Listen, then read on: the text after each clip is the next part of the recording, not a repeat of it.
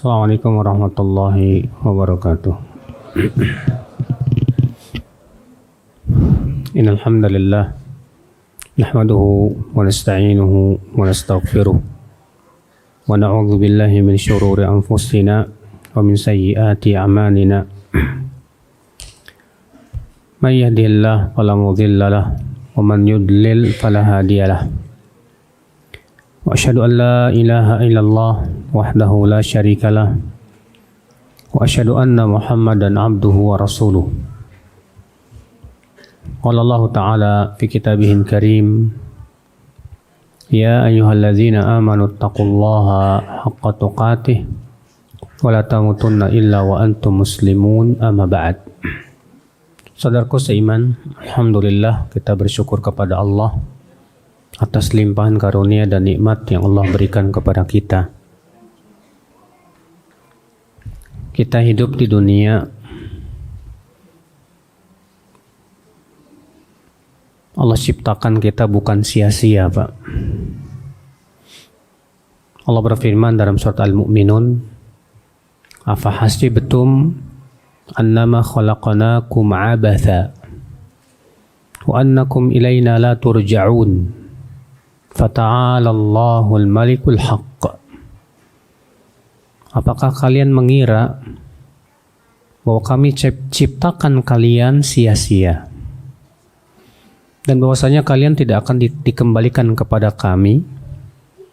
Maha tinggi Allah, Raja yang hak. Di sini Allah Subhanahu wa taala mengingatkan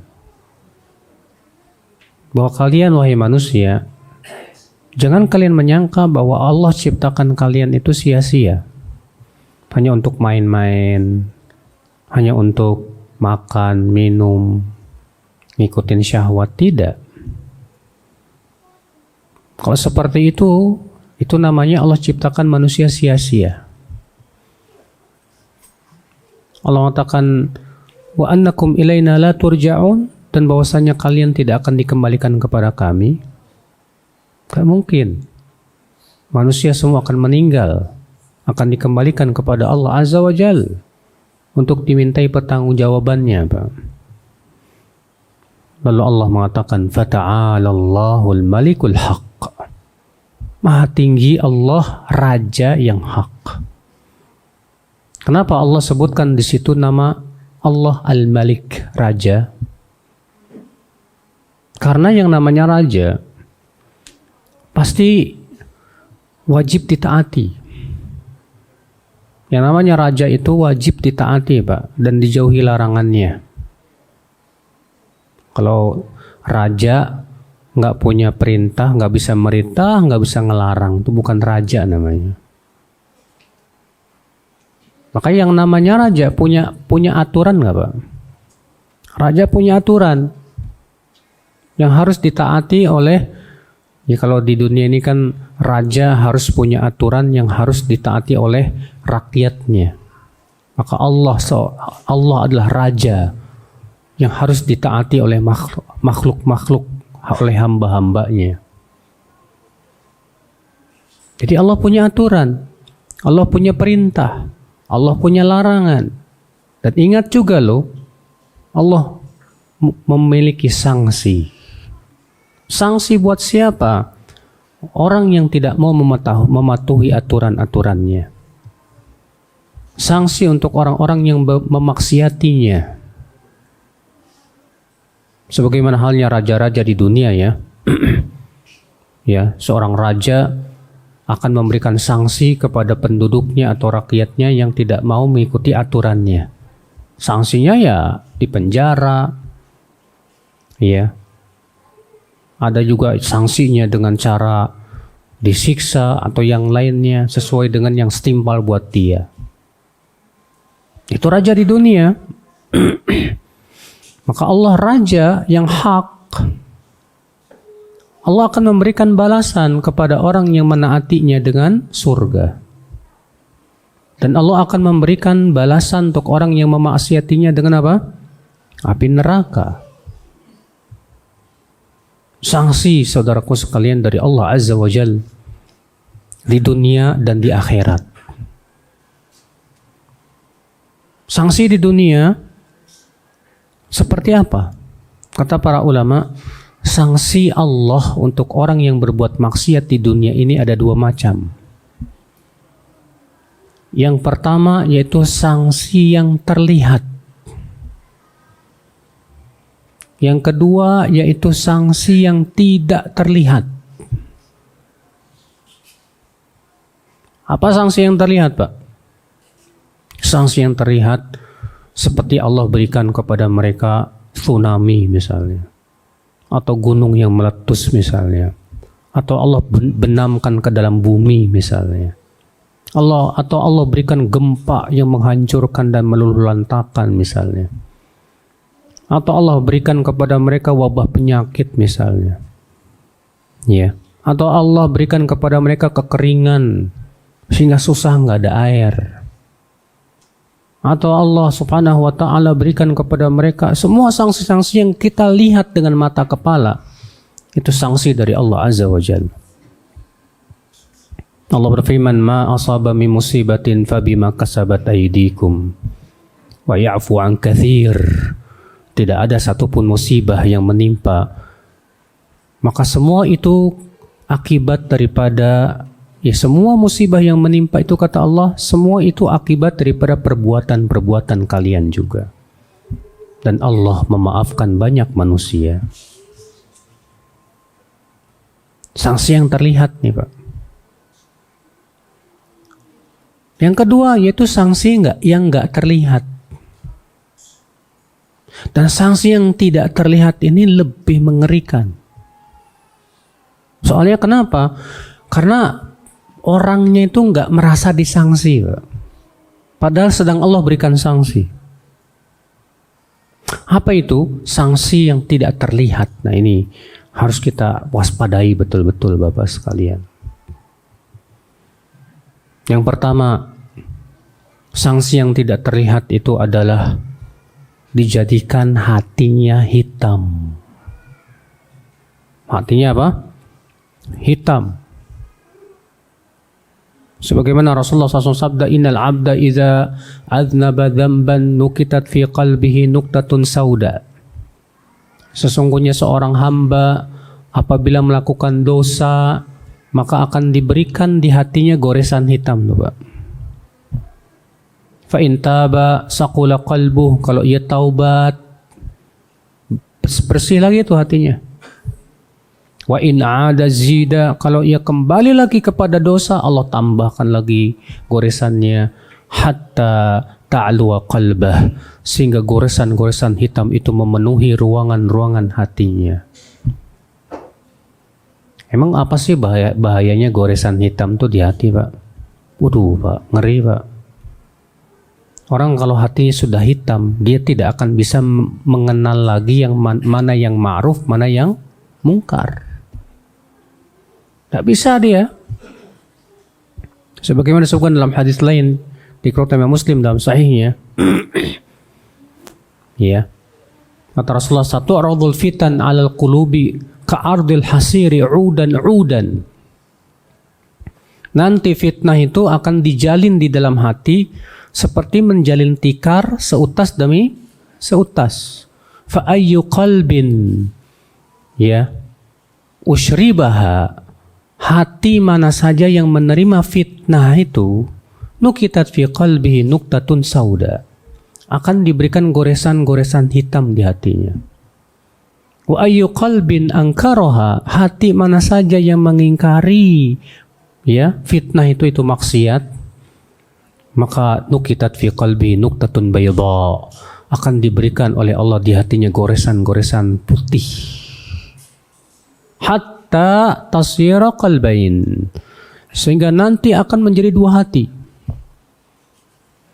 Yang pertama apa? Qalbun aswad, ya, murbad kalkuzi mujakhian, la ya'rifu ma'rufan wa la yunkiru munkaran. Yang pertama, hati yang hitam kelam, bagaikan cangkir yang dibalikan. Dia sudah tidak lagi mengenal yang ma'ruf dan tidak lagi mengingkari kemungkaran. Wa qalbun akhar abyad La tadurru fitnatun ma damatis samawati wal ard. Dan hati yang kedua yaitu hati yang putih, bersih, tidak dibahayakan oleh fitnah selama langit dan bumi masih ada. Masya Allah. Lihat Bapak, hati kalau sudah hitam tuh Pak, dijadikan oleh Allah dia tidak lagi bisa mengenal mana yang baik, mana yang buruk. Tidak mengenal kebaikan, tidak mengingkari kemungkaran. Waduh, ngeri Pak. Ditutup mata hatinya. Dikunci ya hatinya. Telinganya sudah nggak bisa lagi, nggak mau dengerin ayat-ayat Allah. Matanya nggak mau lagi baca ayat-ayat Allah. Hatinya terkunci mati. Khalas, sudah mengerikan ya akhul Islam. Iya. Ini sanksi yang tidak terlihat, ini yang pertama nih Pak. Sanksi yang kedua yang tidak terlihat apa? Yaitu dijadikan hati tersebut berat untuk menaati Allah. Berat Pak. Mau pergi sholat males. Mau baca Quran males, berat. Mau zikir keluh lisannya. Dia lebih senang ya bernyanyi daripada baca Quran. Dia lebih senang menyebut fulan, alan ya daripada mengingat Allah Azza wa Jalla. Nah ini Masya Allah berat dia. Allah Subhanahu wa taala menyebutkan tentang sanksi Allah terhadap orang-orang munafik. Apa kata Allah dalam surat An-Nisa? Innal munafiqina yukhadi'una Allah wa huwa khadi'uhum.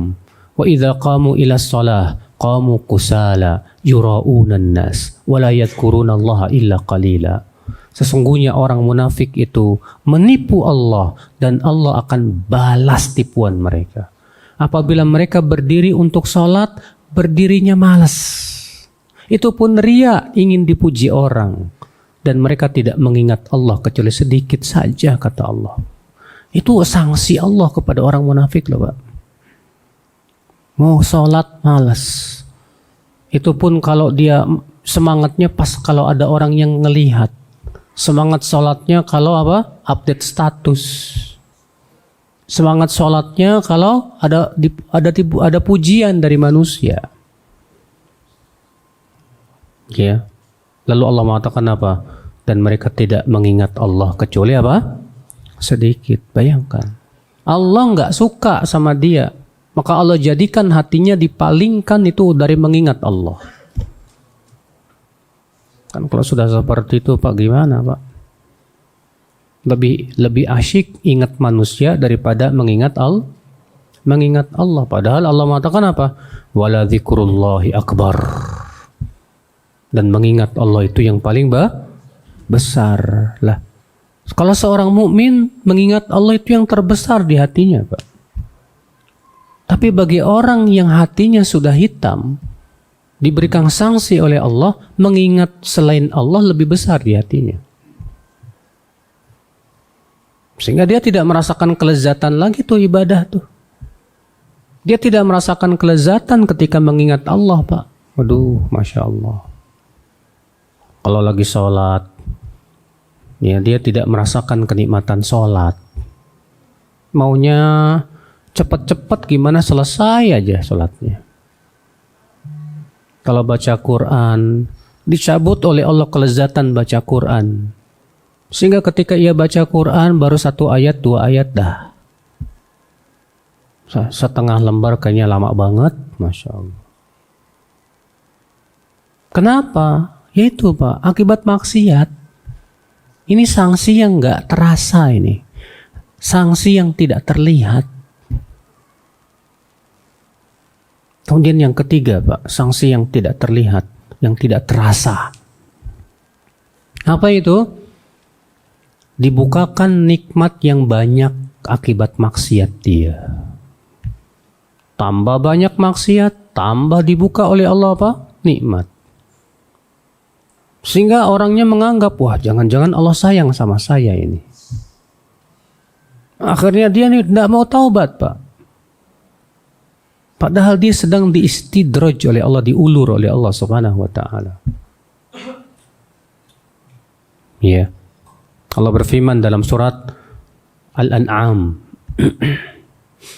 Falamma nasu ma dzukiru bih fatahna 'alaihim abwaba kulli syai' hatta idza farihu bima utu akhadnahum baghtah fa idza hum mublisun. Ketika mereka melupakan peringatan, mereka meninggalkan peringatan Allah Azza wa Jal, kami bukakan pintu-pintu kesenangan dari segala sesuatu. Bayangkan, ketika mereka meninggalkan peringatan dari Allah, Allah malah bukakan pintu-pintu kesenangan. Bayangkan, Pak. Fatahna alaihim abwaba kulli syai' hatta idza farihu bima utu, sehingga ketika mereka telah gembira dengan pemberian Allah itu, akhadnahum baghtah, sekonyong-konyong adab Allah datang. Fa idza hum mublisun, maka dia pun langsung berputus asa. Rasulullah bersabda dalam hadis yang dikeluarkan Imam Ahmad dalam musnadnya, apa kata Rasulullah? Idza ra'aitallah a'fa lil 'abdi ma arada minad dunya wa huwa muqimun ala ma'siyatihi fa inna ma huwa istidraj. Kalau kamu melihat Allah memberi terus kepada seorang hamba apa yang ia mau dari kehidupan dunia, sementara si hamba ini terus berbuat dosa, maka itu tandanya, kata Rasulullah, dia sedang diulur oleh Allah biar adabnya tambah keras. Ngeri, Pak. Makanya kalau kita dikasih sama Allah nikmat, tanya, ini akibat apa ya? Kalau kita dikasih nikmat oleh Allah banyak, alhamdulillah, karena ketaatan kita, bersyukurlah kepada Allah, alhamdulillah. Tapi kalau kita dikasih oleh Allah nikmat banyak, ternyata gara-gara maksiat kita, aduh Pak, ini mengerikan sekali, Pak. Bapak tahu si Qarun? Pernah dengar nama si Qarun yang Allah kisahkan dalam Al-Quran? Itu kayaknya luar biasa, Pak. Makanya sampai sekarang disebut harta karun. Ya, harta Qarun. Karena si Qarun ini kekayaannya sampai disebutkan dalam ayat itu, kunci-kunci kekayaannya saja digotong oleh orang-orang yang kuat.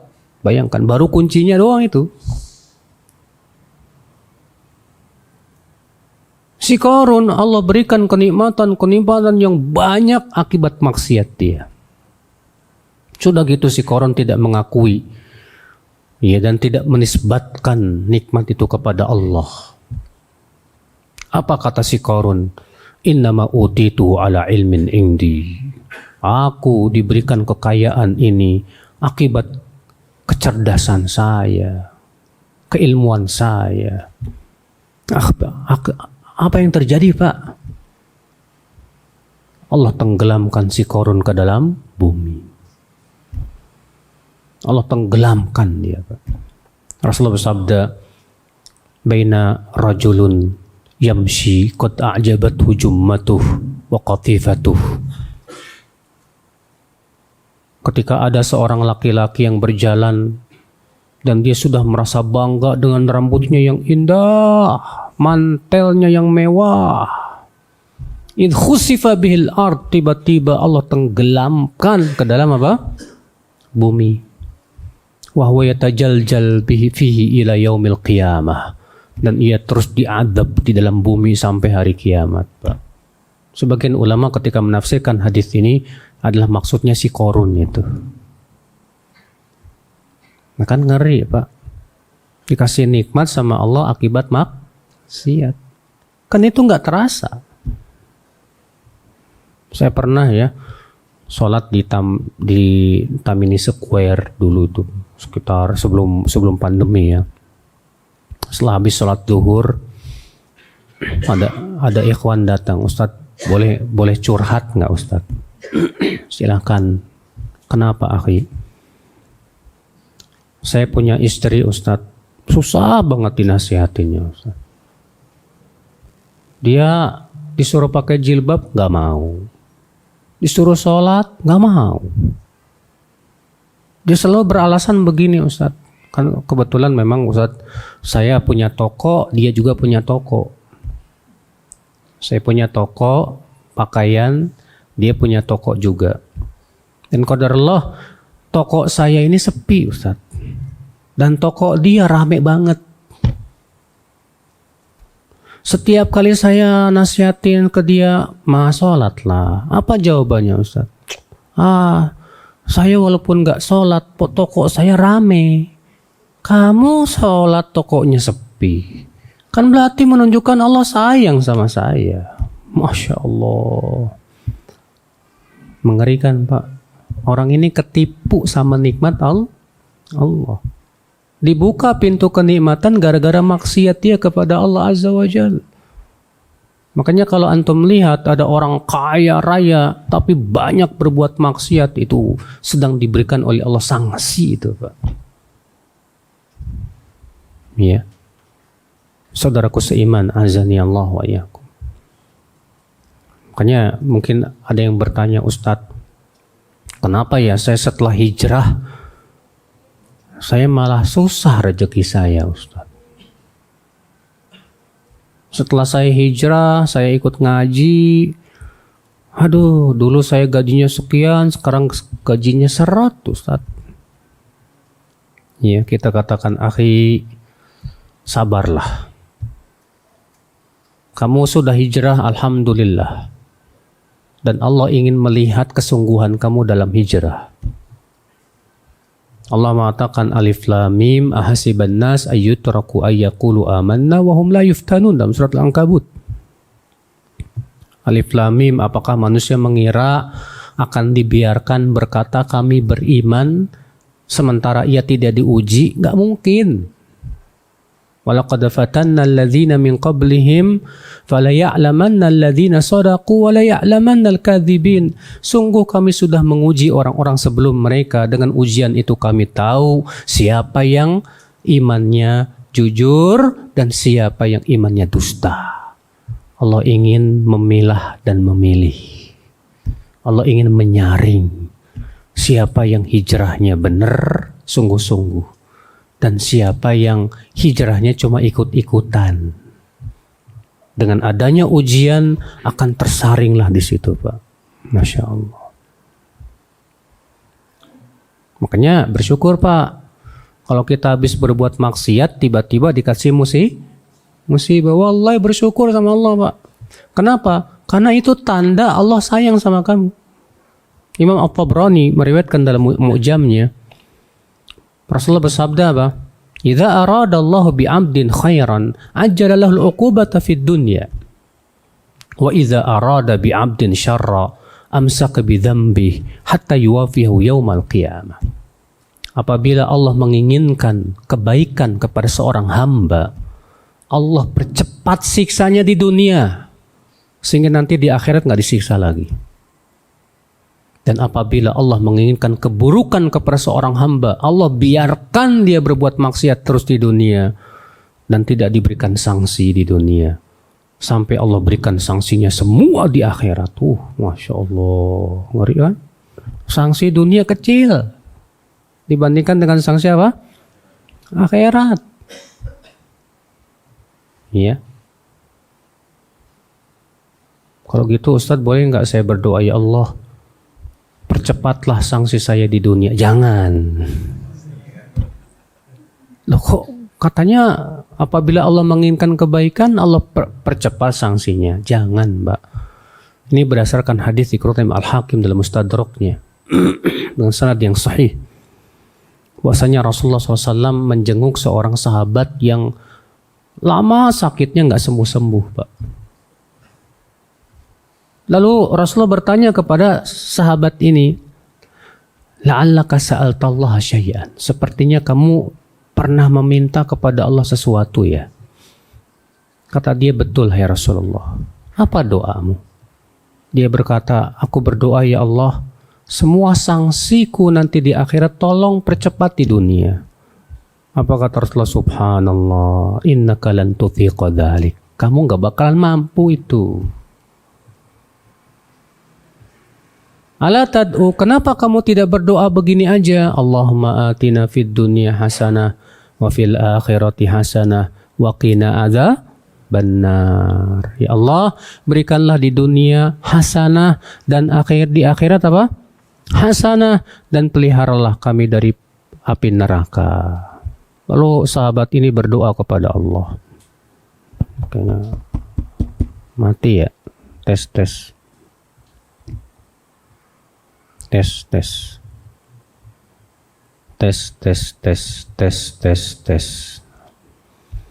Lalu sahabat ini ya melakukan doa tadi, Allahumma atina fid dunya hasanah wa fil akhirati hasanah wa qina adzabannar. Tak lama kemudian Allah sembuhkan dia. Nah ini Bapak sekalian, ya. Jadi Bapak nih, kita ini kalau misalnya kita hijrah kembali kepada Allah, tahu-tahu Allah kasih musibah. Alhamdulillah. Berarti Allah menginginkan kebaikan buat kita. Allah ingin gugurkan dosa-dosa kita dulu, Pak. Habis. Iya. Dulu sekali saya pernah, mungkin di antara Bapak ada yang pernah dengar cerita saya ini. Sekitar tahun 2000 berapa ya? 2011 apa ya? Saya lupa. Habis sholat Isya, saya pulang ke rumah. Pas di jalan ada yang manggil ibu-ibu. Assalamualaikum Ustadz. Saya lihat ibu-ibu. Waalaikumsalam, ada apa Bu? Ustadz, boleh saya bertanya Ustadz? Kata saya, silakan Bu. Allah ada enggak Ustadz? Hah? Nanyanya gitu Pak ke saya. Allah ada enggak Ustadz? Hah? Tak dulu Bu. Ini kok nanyanya aneh nih. Ibu, kenapa ini kok bisa bertanya kayak gini? Kata saya.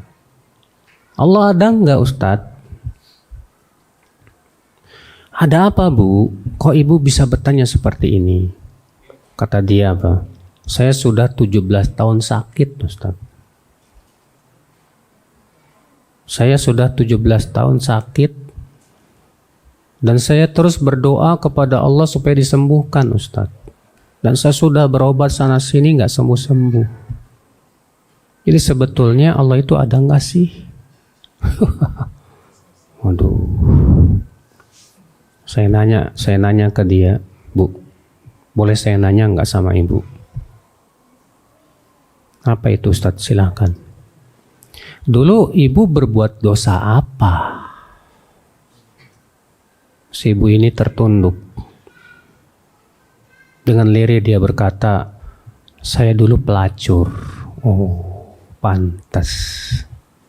Bu, sabar Bu. Allah ingin menggugurkan dosa-dosa ibu. Alhamdulillah ibu bisa jalan sampai ke masjid. Alhamdulillah. Ibu bisa makan nggak? Bisa, alhamdulillah. Ya alhamdulillah. Masalah penyakit yang ibu derita, sabarlah. Itu semua untuk menggugurkan dosa-dosa ibu. Sabar. Insya Allah ibu termasuk orang yang ya diinginkan kebaikan oleh Allah, kata saya. Ini Pak, iya. Cuma yang kita khawatirkan itu Pak, panjangnya musibah membuat kita malah jauh dari Allah. Allah ini yang kita khawatirkan gitu Pak. Iya. Saudaraku seiman, azani Allah wa iyyakum. Nah ini sanksi Allah yang tak terasa, yang tak terlihat, yang ketiga Pak. Apa itu Pak? Semakin diberi kenikmatan oleh Allah akibat maksiatnya itu Pak. Dibukakan pintu-pintu kenikmatan. Na'udzubillah, nasallallahu salamatu wal afiyah. Makanya jangan heran Pak, banyak orang kafir kaya raya. Imam Bukhari meriwayatkan dalam sahihnya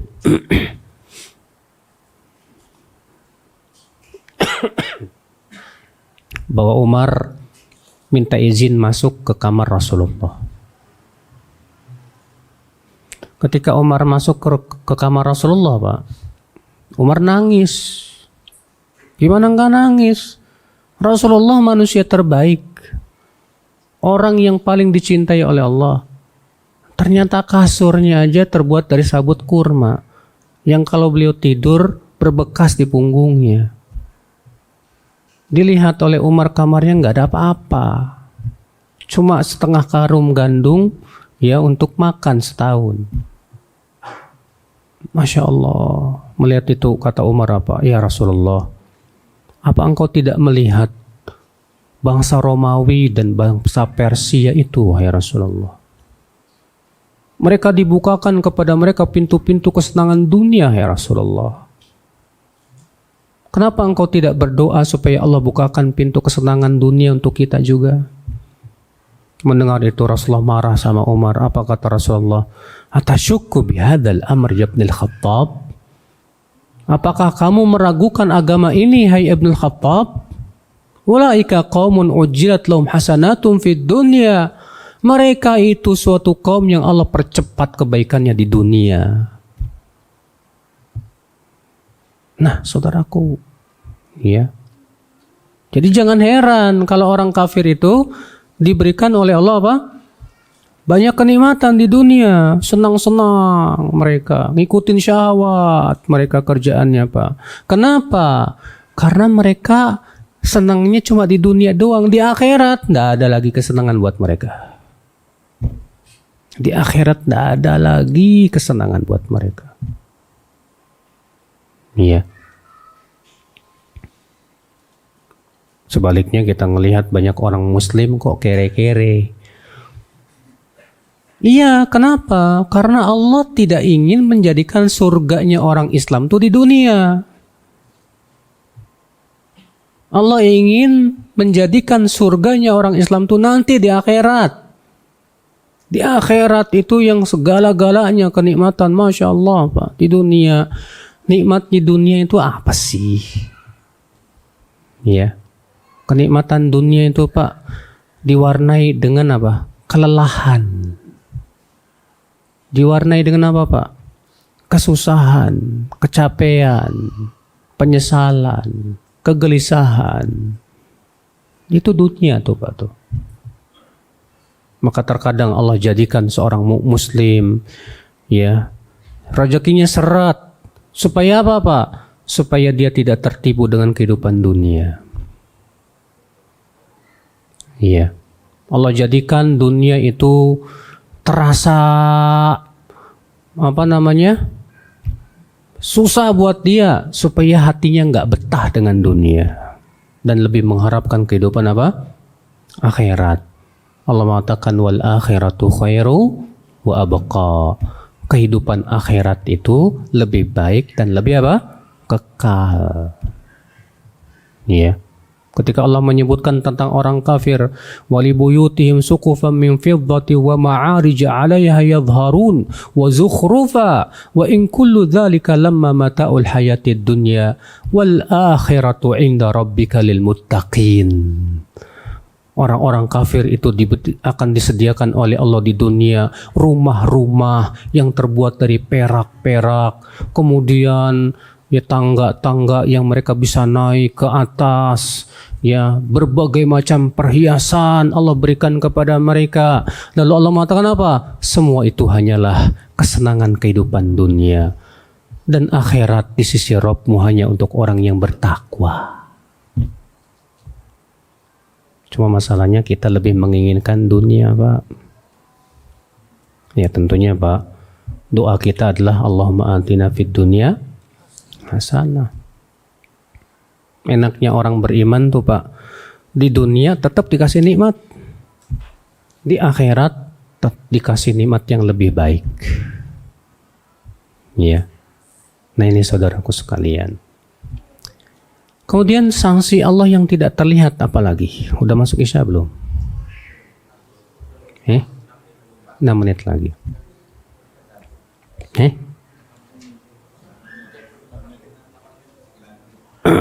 Ini terjadi perselisihan ini. Dia bilang 6, 8, 9.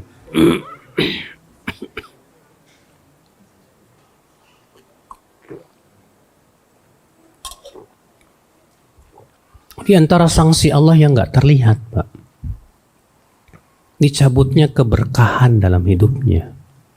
Hidupnya nggak barokah. Bapak tahu nggak makna berkah itu apa? Berkah itu kata para ulama artinya ziyadatul khair, bertambah kebaikan. Tanda hidup seseorang barokah apa, Pak? Hidupnya banyak kebaikannya, Pak. Iya, waktu-waktunya banyak untuk beramal soleh, membantu orang. Tanda harta yang barokah apa, Pak? Hartanya itu digunakan untuk apa? Di jalan Allah. Ya, barokah. Di Bandung, Pak, ada ikhwan, dia kerjaannya cuma tukang parkir doang, Pak. Tukang parkir. Tapi subhanallah, walaupun dia cuma tukang parkir, dia cita-citanya tinggi dan luhur, Pak. Saya ingin memelihara anak-anak yatim. Makanya dia buka, ya, ngambil anak-anak yatim, kemudian dibikin tahfidz Al-Quran.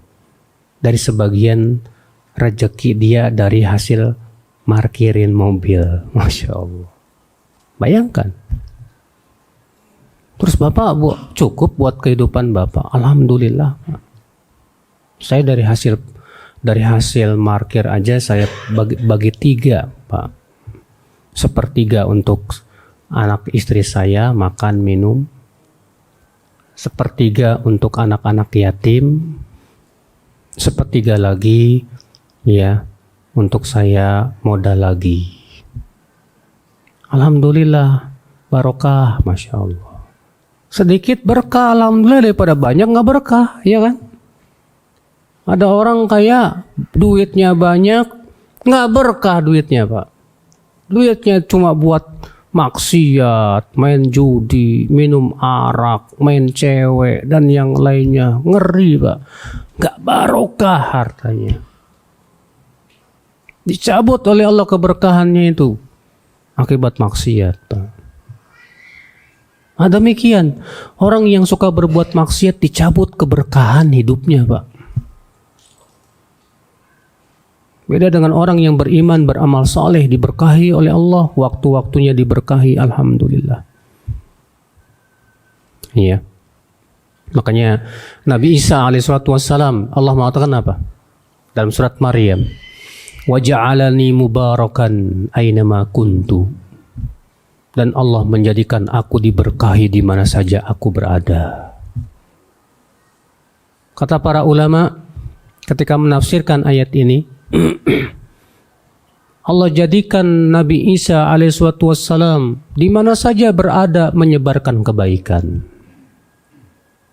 Maka Allah mengatakan bahwasanya Allah menjadikan Nabi Isa itu barokah di mana saja berada. Memang demikian. Ya, orang-orang yang diberkahi hidupnya, Pak. Dimanapun dia berada, dia selalu mengajak orang kepada kebaikan. Dimanapun dia hidup, dia selalu menjadi pintu-pintu yang membuka kebaikan, Pak, dan mengunci keburukan. Masya Allah, akhul Islam, azani Allah ya. Makanya seorang mukmin itu kata Rasulullah seperti apa, Pak? Seperti lebah. Tahu kan lebah? Kata Rasulullah, al-mu'min kan nahlah. Mukmin itu seperti lebah. Dia hanya memakan yang baik dan mengeluarkan yang baik. Lebah itu, Pak, yang dia minum apa, Pak? Yang dia makan? Sari bunga, Masya Allah. Yang dia keluarkan apa, Pak? Madu. Manfaat gak madu, Pak? Itu orang beriman seperti itu. Dia tidak mengambil kecuali dari yang halal.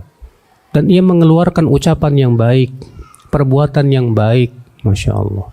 Lebah itu, di mana saja dia hinggap, tidak membuat ranting itu patah. Dimanapun dia hinggap, dia tidak berbuat kerusakan.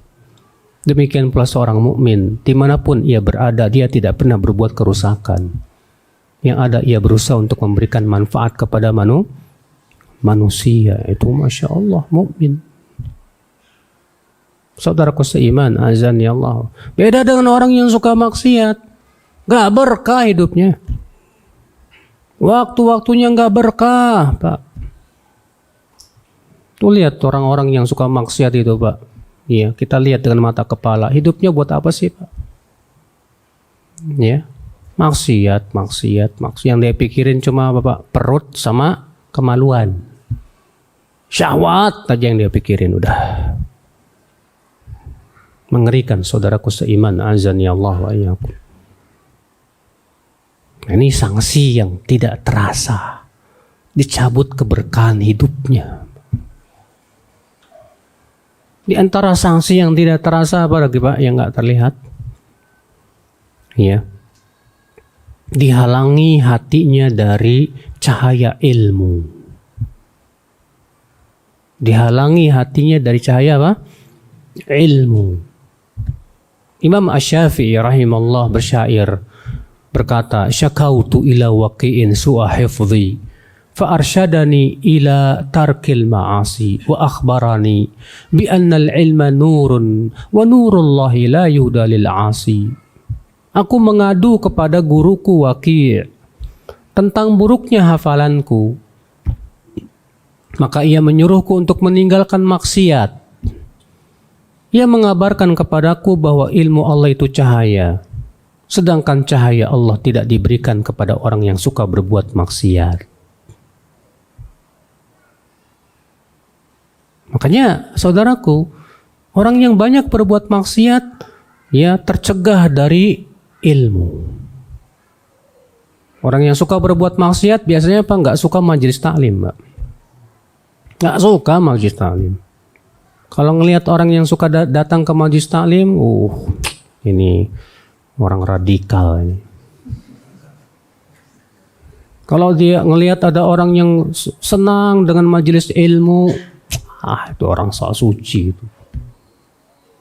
Nggak suka, ya. Ngelihat orang yang pergi ke masjid mau sholat, nggak suka dia, Pak. Kenapa? Karena memang hatinya itu dihalangi oleh Allah dari cahaya ilmu Allah Azza wa Jal. Yang seharusnya Al-Quran menjadi bimbingan hidupnya, Pak. Tak mau dia menjadikan Al-Quran sebagai bimbingan hidupnya. Bagi dia Al-Quran cuma beban. Makanya Allah mengumpamakan mereka seperti apa? Keledai yang membawa kitab-kitab besar. Allah berfirman apa? Mathalul ladzina humilut tawrata thumma lam yahmiluha kamathalil himari yahmilu asfara. Perumpamaan orang yang diberikan Taurat tapi tidak mempelajarinya dengan semestinya. Seperti keledai yang membawa kitab-kitab besar. Yang namanya keledai, Pak, tidak tahu kitab yang ada di punggungnya apa ini. Bagi keledai ini memberatkan. Nih beban nih. Maka kalau kita menganggap Al-Quran beban dalam hidup kita, Pak, berarti maaf aja kita masih keledai. Ya. Kita masih menganggap perintah Allah dalam Al-Quran, ini beban. Larangan Allah dianggap beban. Apaan nih agama? Dikit-dikit nggak boleh, haram. Pacaran haram, ini haram, itu haram. Aduh, saya mau bebas. Ini keledai. Dia tidak sadar bahwa perintah Allah itu manfaat untuk hidupnya. Dia tidak sadar bahwa semua yang Allah larang itu mudarat untuk hidupnya, Pak. Namun masalahnya dia tidak berpikir. Udah masuk Isya ya? Baik. Kita mau dilanjutin nggak bisa Isya? Terserah aja deh. Wabillahi taufik. Assalamualaikum warahmatullahi wabarakatuh. Alhamdulillah, wassalatu wassalamu ala rasulillah nabiyina Muhammadin wa alihi wa sahbihi wa man wala. Asyhadu an la ilaha illallah wahdahu la syarika lah wa asyhadu anna Muhammadan abduhu wa wa rasuluh, amma ba'd.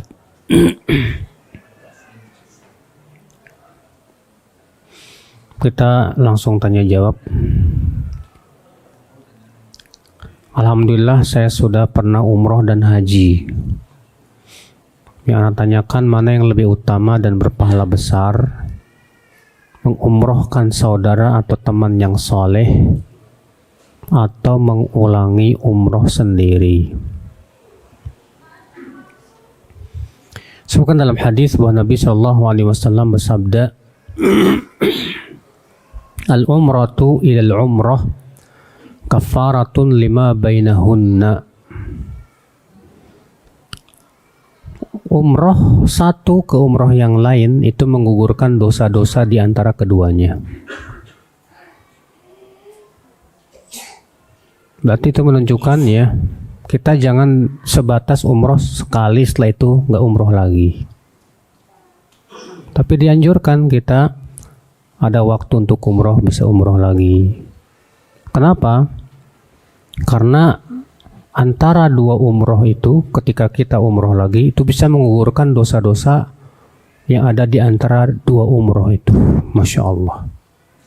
Dan tentunya kesempatan besar kita untuk menggugurkan dosa-dosa kita, karena kita banyak dosa. Sementara syarat masuk surga itu kita sudah bersih dari dosa. Iya.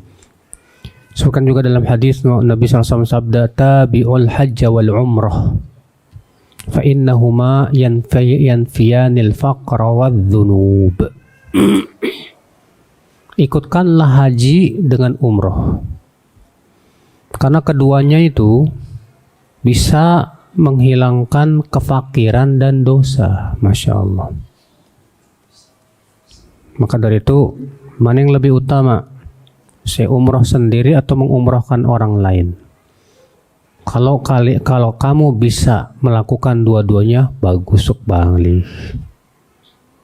Tapi kalau kamu hanya bisa melakukan salah satunya, dan kamu bisa misalnya begini, saya ya umroh mau setahun sekali aja, adapun selebihnya saya mau biayai teman-teman yang soleh untuk umroh, maka antum menjamak dua kebaikan, mengumpulkan dua apa? Kebaikan.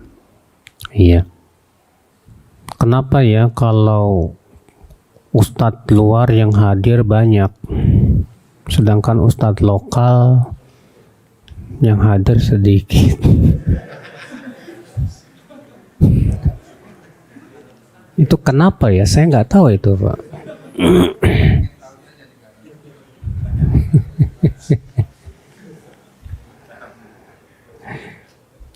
Emang ini kebiasaan sudah ada di zaman dulu. Ketika Imam Bukhari datang ke kota Nisapur, seluruh majlis taklim yang ada di kota Nisapur kosong. Kenapa? Semua pergi kepada Imam Bukhari, karena mereka mendengar akan keilmuan Bukhari yang luar biasa. Jabalul Hifadz. Iya. Namun tentunya yang harus kita perhatikan bahwa kajian rutin itu lebih membentuk daripada sebatas tablik akbar, Pak. Makanya para ulama terdahulu sistem pengajiannya itu adalah menghabiskan kitab. Satu kitab dipelajari sampai dikuasai dulu, kemudian naik ke kitab yang lebih tinggi, naik yang lebih tinggi. Itu lebih membentuk ilmu kita daripada kita sebatas tablik akbar sini, tablik akbar sana. Yang seperti ini tidak membentuk ilmu. Karena menuntut ilmu itu, Pak, seperti membangun rumah. Membangun rumah yang kita mulai apanya dulu? Pondasi. Setelah pondasi apa? Tiang-tiangnya. Setelah tiang baru kemudian atapnya. Demikian menuntut ilmu. Kita harus kokohkan dulu pondasinya. Dengan cara apa? Yaitu mempelajari kitab-kitab mukhtasar. Kitab-kitab apa? ringkasan, mukhtasar. Kenapa? Karena kitab ringkasan itu ya biasanya sebagai kunci, Pak. Dalam kitab-kitab mukhtasar ditulis oleh para ulama itu disebutkan di situ inti-intinya saja yang sangat urgen dalam ilmu tersebut. Setelah antum kuasai kitab mukhtasar, berarti antum sudah memiliki apa? Kunci. Berarti antum naik lagi ke tingkat yang lebih tinggi. Demikian. Nah, makanya tidak heran para ulama terdahulu jadi ilmunya, Pak. Dan tidak mungkin ya kajian rutin bisa dilakukan oleh ustadz-ustadz yang ada di luar Bali, Pak. Tentunya adanya ustadz-ustadz yang ada di Bali ini. Makanya sangat tidak baik ya kalau ternyata ustadz-ustadz lokal yang hadir sedikit. Ini tanda tanya. Ya berarti semangat menuntut ilmu kita atau tata cara menuntut ilmu kita selama ini harus diluruskan lagi. Ya, kita kuasai kitab-kitab mukhtasar. Kajian kitab itu sangat urgen, Pak. Ya terus naik lagi. Akhirnya insya Allah kalau antum seperti itu cara ngajinya, jadi antum insya Allah ilmunya kokoh, ya.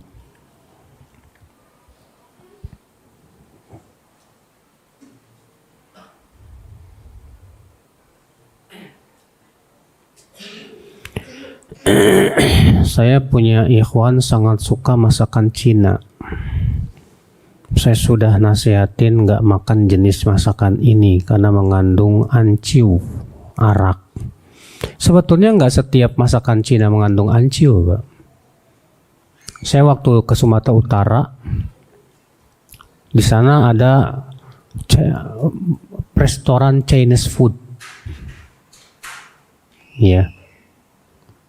Yang punyanya ikhwan kita Cina yang sudah masuk Islam. Dan masakannya memang masakan Cina semua, Pak. Dan halal, Masya Allah. Makanya dipastikan dulu nih, ya, restoran Cinanya halal apa enggak gitu. Jangankan restoran Cina, restoran Indonesia aja banyak yang enggak halal, Pak. Ya. Maka kalau kita tidak melihat Cinanya, Indonesianya, apanya, yang kita lihat halal apa enggak. Kalau memang halal, alhamdulillah. Kalau haram, mau masakan Cina kayak apa kayak tetap aja nggak boleh. Iya.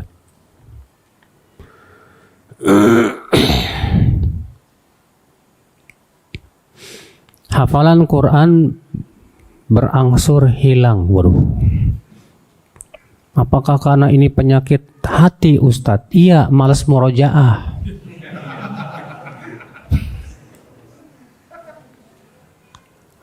Al-Quran itu cepat hilangnya, Pak. Sebutkan dalam hadis Nabi SAW, lahiya asyaddu tafallutan minal ibli fi uqliha. Al-Quran itu lebih mudah hilang daripada unta yang diikat. Makanya ya para ulama kalau kita lihat mereka itu rajin murojaahnya, Pak. Imam Bukhari ditanya, kok kamu bisa hafalannya sehebat itu? Apa kata Imam Bukhari rahasianya? Bimudawamatin nazar fil kutub. Sering-sering mengulang. Sering-sering apa?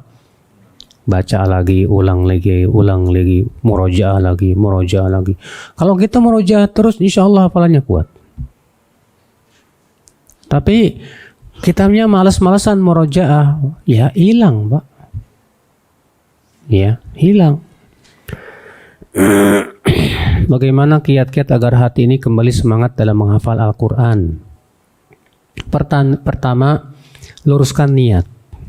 Apa tujuan kita menghafal Al-Quran? Yang kedua, ya, saat futur coba baca lagi keistimewaan dan pahala besar bagi orang yang menghafal apa? Al-Quran. Di antaranya hadis yuqalu li sahibil Quran yaumal qiyamah nanti penghafal Quran akan dikatakan pada hari kiamat, Iqra, ya, warattil wartaqi kama kunta turattil fid dunya fa inna manzilaka fil jannah inda akhir ayatin qara'taha. Allah akan berfirman kepada para penghafal Quran, bacalah, tartilkan sebagaimana kamu tartilkan di dunia, dan naiklah karena kedudukanmu di surga itu di akhir ayat yang kamu hafal. Ini keutamaan besar ya bagi orang yang menghafal apa? Al-Quran. Kemudian antum sering bergaul dengan orang-orang yang semangat menghafal Quran. Supaya apa? Supaya saling memberi motivasi, Pak. Iya, saling memberi semangat begitu.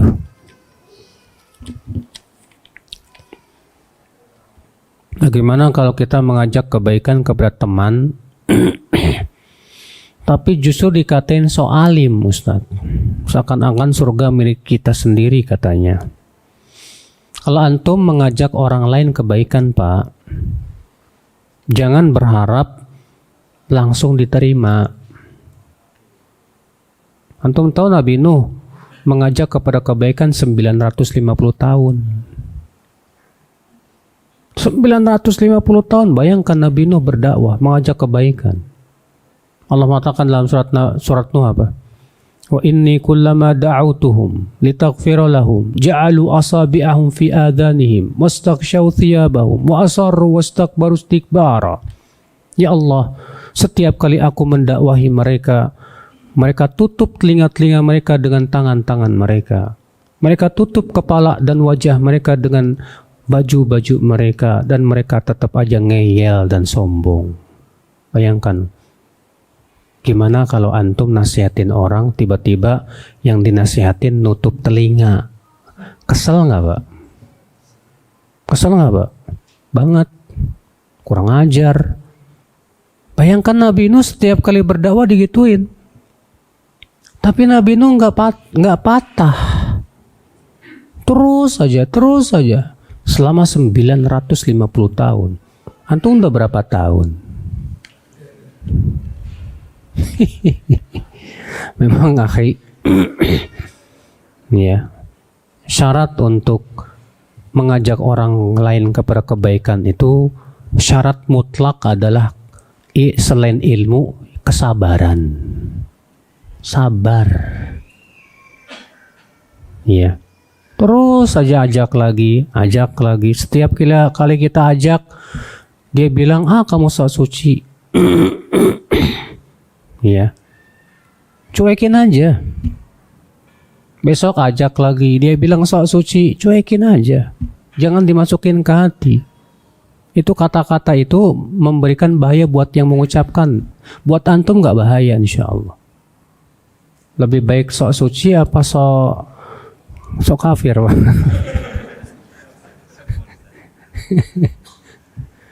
Ikhwatul Islam azani Allah wa iyyakum. Ini memang ya, jadi dai, jadi ustadz, jadi penyeru kepada kebaikan, jadi penasehat, memang harus siap-siap dicemooh, Pak. Memang harus siap-siap mendengar kata-kata yang tidak enak di hati, Pak. Ya memang itu sudah sunnatullah. Jangankan kita, Nabi saja yang akhlaknya super luar biasa, Pak. Sampai Allah puji Rasulullah SAW dalam Al-Quran.